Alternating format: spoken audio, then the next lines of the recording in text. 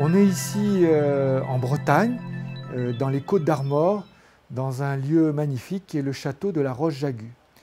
Et dans le cadre de ce château, il y a une exposition cet été qui s'appelle « Des hommes et des plantes qui soignent ». Je termine en quelque sorte le parcours de cette exposition qui se trouve au sommet du château, dans cette magnifique charpente qui est une coque de bateau inversée.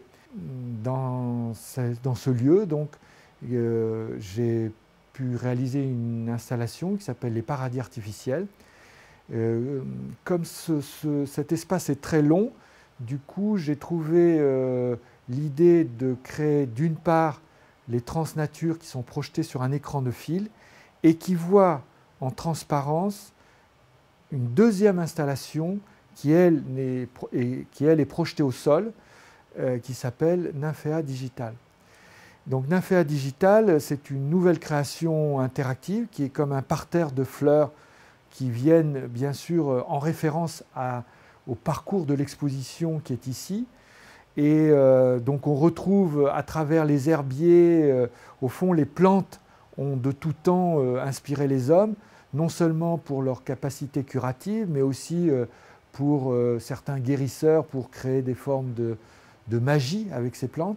Et du coup, je pense que cette exposition a une forme de résonance, bien sûr, entre certaines plantes qui sont ici présentées, comme le chanvre, qui ont été aussi des sources d'inspiration pour les artistes, ou la digitale pourpre.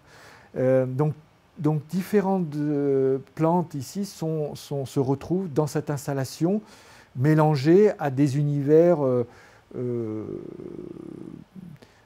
qui ne sont pas toujours réalistes, mais en fait c'est un logiciel, les transnatures, qui à la fois mélange des univers en 3D et en 2D. Voilà, donc pour conclure, je crois que ce qui est intéressant, c'est de montrer aujourd'hui que l'art contemporain peut s'immiscer dans des lieux atypiques, on ne s'y attend pas, et j'espère que cette exposition permettra aux visiteurs d'ouvrir sur ce qu'est l'art du XXIe siècle.